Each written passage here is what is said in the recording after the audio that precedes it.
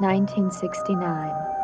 For Barnabas Collins has returned from his long journey to the past, but he has come back a different, a changed man.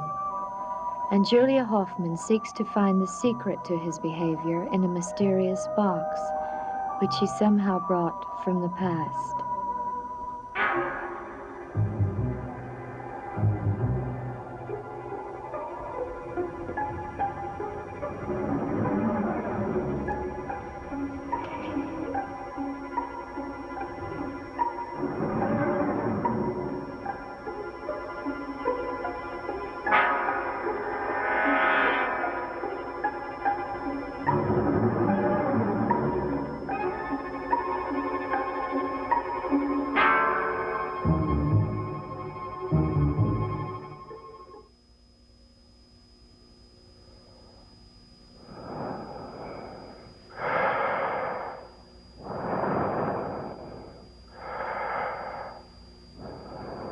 Breathing. I hear breathing.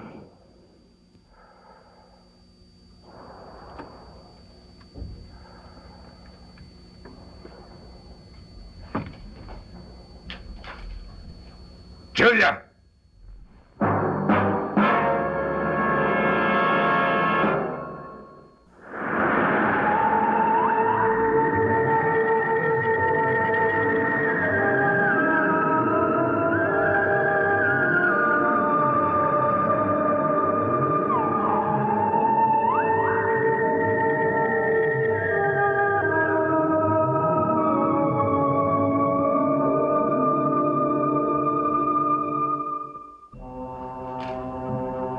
Get your hands off that.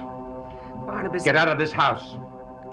Barnabas, I was just trying to understand. I don't care whether you understand or not. Is that clear? Barnabas, something is wrong with you. We've been friends too long. Only because I didn't know what you were capable of doing. What was I doing? I was trying to find out what was in that box, that's all. What is in that box? You will stop interfering. You will give up your curious belief that you have a right to know everything about me. Now go.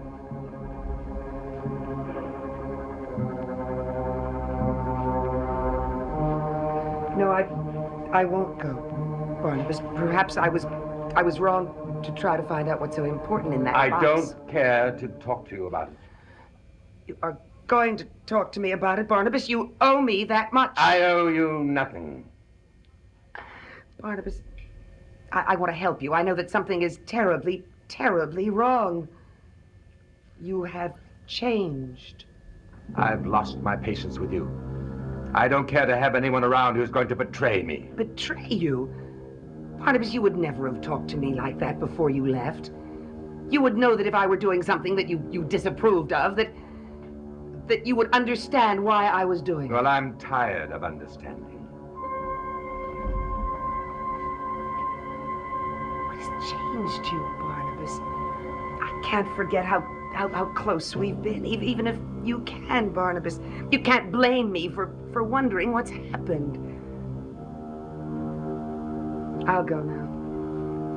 Wait. What? I realize that you understand so much that it would be foolish for me not to let you understand more. Forgive me. You see, the effects of traveling through time have taken their toll on me. Have you forgotten how you felt when you went back to 1897? I was very ill. I remembered nothing. Well, perhaps this mood of mine is my reaction. I can't think of any other reason why I would quarrel with an old friend. Barnabas, we are friends, aren't we? Of course. This box, it frightens me. Because I haven't explained to you what's in it. No, because when I saw it before, it sounded as if I heard breathing inside it. Julia, you have an overactive imagination. You see something sinister in everything you look at. Julia! Barnabas! Evelyn, my dear. Oh, Oh, you're back. Yes, I've missed you. Oh, I'm so glad to see you, and you're all right. I'm fine. When you disappeared, we were all terribly upset. Well, when I came out of my trance, I was as shocked as you were to find myself away from this house, but now I'm back, and I'm myself again. Oh, Barnabas. Now about you. What have you been doing since I've been away?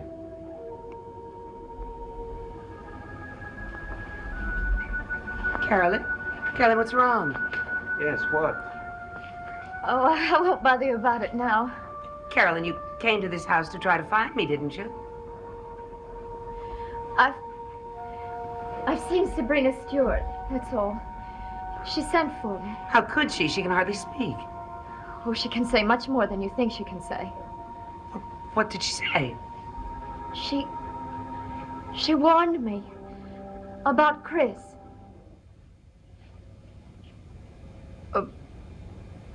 You'd better tell us what she said. She said that Chris Jennings would kill me. Did she say why he would? Julia. Carolyn, she's in love with Chris. She's just jealous, that's all. Is she? Somehow I found myself believing her. You must follow your instincts, my dear. Barnabas, why do you say that? Because I believe in instincts. There have been far too many tragedies here. You must do... Well, nothing must happen to you. Not now. You must make quite sure that nothing ever does. Megan? Aren't you coming up? I'm going to call Dr. Hoffman.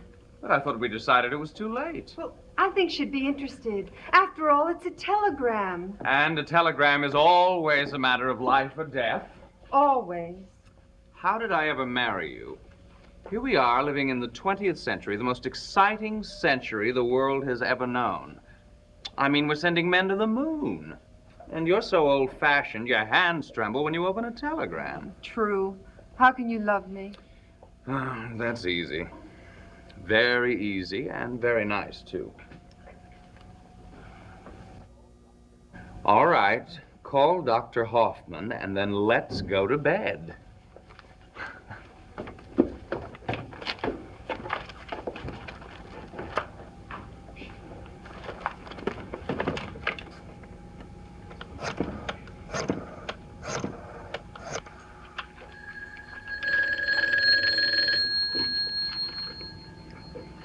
Hello? Hello, Dr. Hoffman. This is Megan Todd from the antique shop. Oh, yes, Mrs. Todd. Oh, I hope I'm not disturbing you, but, well, I'm calling about the Charles Delaware Tate painting you bought yesterday. Yes?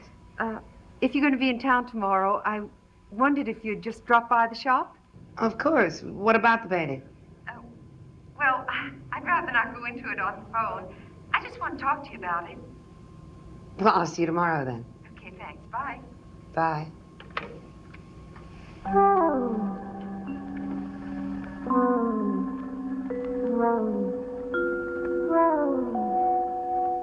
Julia is too curious.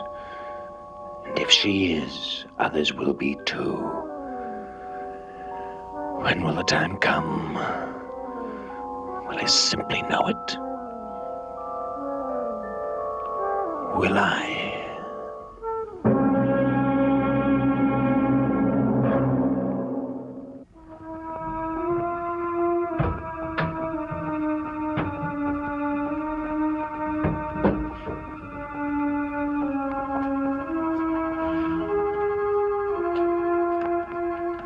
Much as I hate to admit ever making even one mistake, the day I paid $30 for this. I tried to stop you. Oh, I know. I had visions of newly married women knocking each other over to get to it. Oh, well, most women want new things for their babies. I suppose you're right. Okay, down goes the price. $32.50. Now, see? Now, who could resist it? It'll be sold before the day is out. No doubt about it. I hate sarcastic women. Darling, I meant it. I swear I did. All right, I believe you. Oh, good morning, Dr. Hoffman. Good morning, Mrs. Todd. I do hope you haven't called me to tell me that that painting is a forgery. Oh, no, it's a Tate, all right. I just thought you might be interested in a telegram we got last night. Oh? Yes, apparently someone else is interested in your picture, Doctor. Yes, and willing to spend any amount of money for it. Well, look, I have a telegram. Oh, let me get it. Here it is. Look. No amount of money makes any difference. Price is no object. From New York. How fascinating. That someone else would want the picture? No, that this Mr. Corey is making a special trip to see it. Well, are you interested in selling it at all? Oh, I don't know. No, I don't think I am. Oh, Philip, we should call him and tell him not to come. Oh, no. No, I would like to talk to Mr. Corey. I think I'd be very interested in doing that. And as a matter of fact, I think there are others in Collinsport who'd be interested in meeting Mr. Corey as well.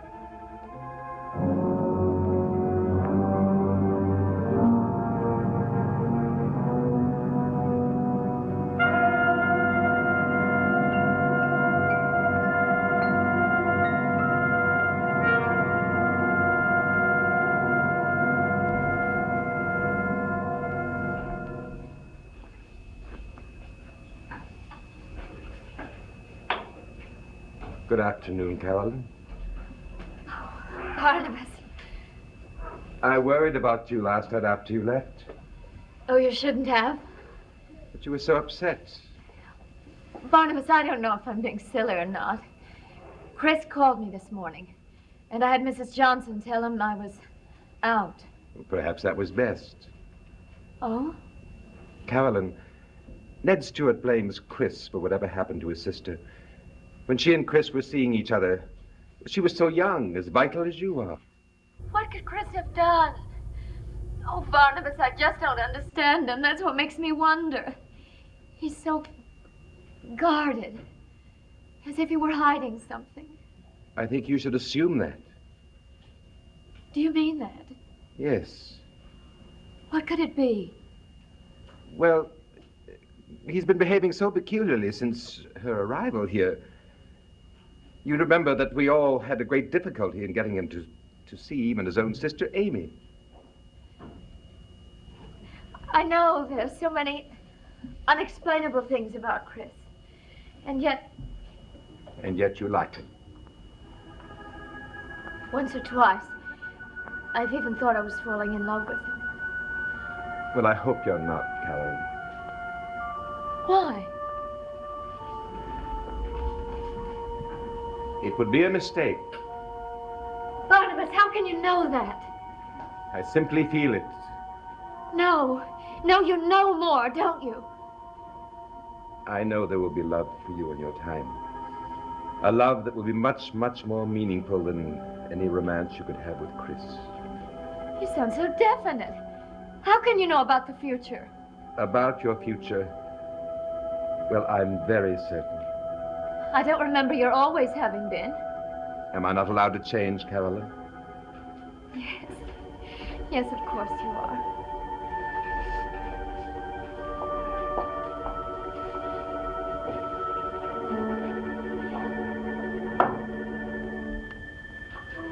Carolyn, I have a gift for you. Good. My morale needs it. I found this at the old house today. I don't know where it came from.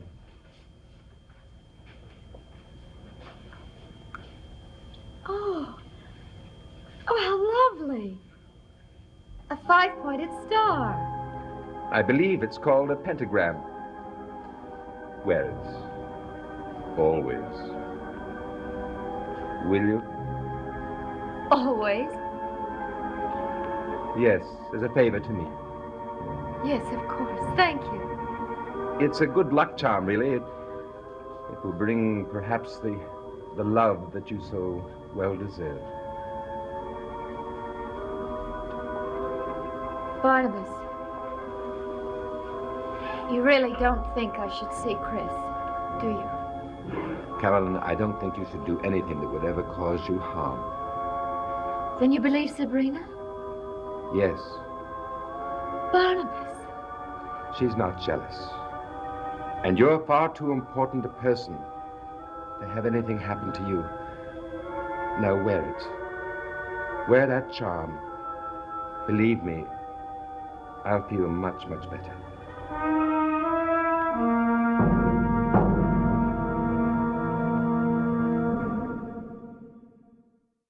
You have such interesting things.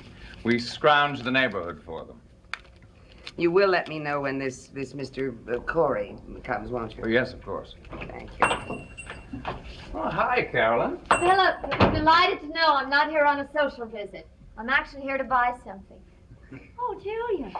If it wasn't for Carolyn, we'd be out of business. What do you need? Love. Oh, I need a small silver chain for this. Carolyn, where did you get that? Barnabas gave it to me. Why? No reason at all. It's charming. I'm always to wear it. And it will bring me luck, which I might add I sorely need. Why didn't you wait for me? No, I just remembered something I've got to do right away. Bye. There you are. Now, if you pick out the most expensive one, you can stay to dinner. Megan is making her famous clam chowder. We'll open a bottle of wine and celebrate a little. What do you say? Oh. Will it improve my mood? Guaranteed. All right, then I accept. And I'll take this one? Yes. That will be fine.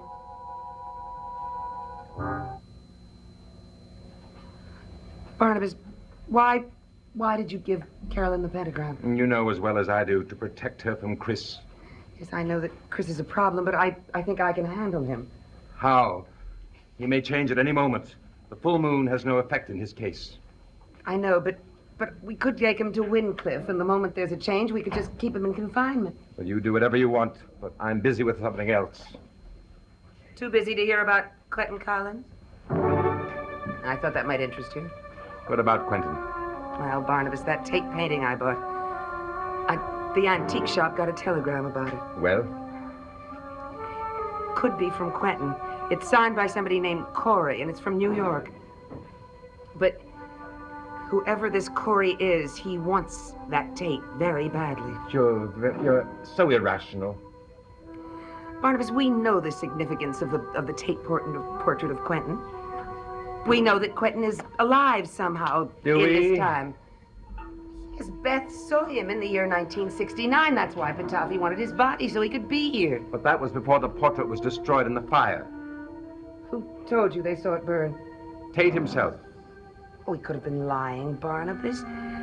Quentin could be alive and looking for the portrait. He could be buying up every Charles Tate he can find to find that one. Julia, you're giving far too much importance to that telegram. The odds are that the fire destroyed the portrait and that Quentin was dead years ago. Now, please leave, because I have things to do. You don't really care whether Quentin is alive, do you? Barnabas, what has happened to you?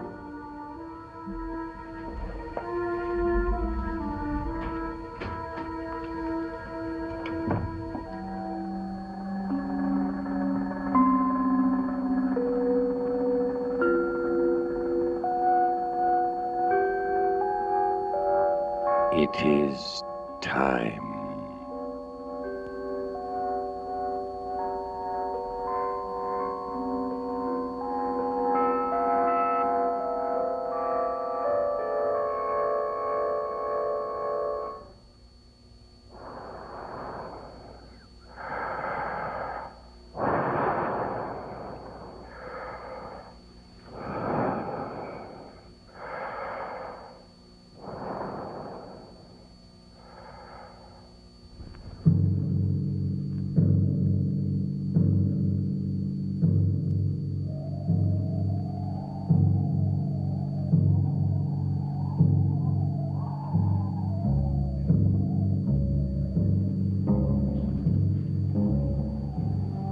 Oberon.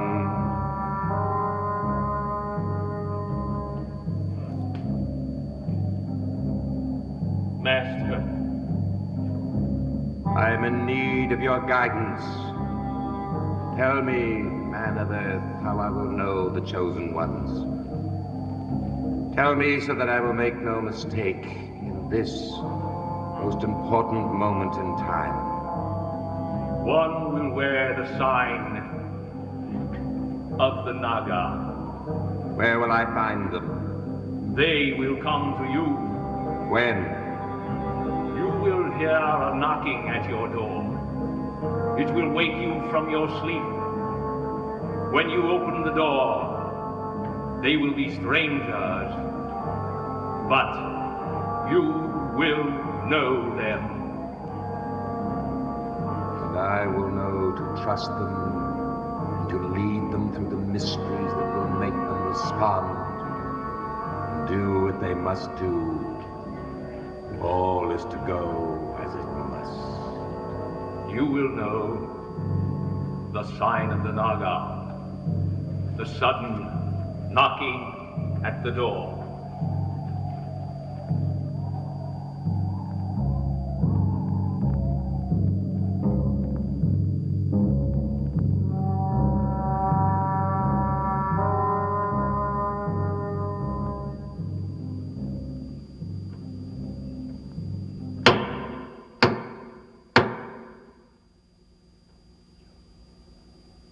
Chosen ones.